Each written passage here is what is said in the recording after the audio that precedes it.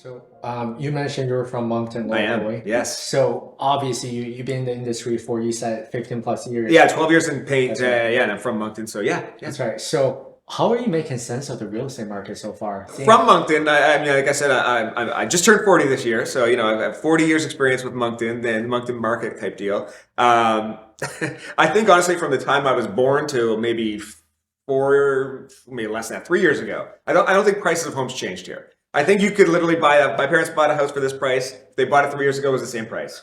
Then all of a sudden, overnight, boom. And I think it's probably because a lot of the time, let's be honest, sometimes New Brunswick gets looked at as like this fringe province. It's by Nova Scotia, beautiful Nova Scotia, near PEI, fantastic PEI beaches. Then there's New Brunswick, the drive-through province. But a major opportunity. I mean, we're still in that same region, right? We have access to all these wonderful areas with proximity to all these like beaches and experiences. And I think such as yourselves, investors from beyond it, I've seen this, and people even in larger cities, in larger provinces, have seen the opportunity to, wow, New Brunswick is a place where maybe we could explore it. It's just since that idea's popped in, it's been wild here. It's crazy. It's crazy.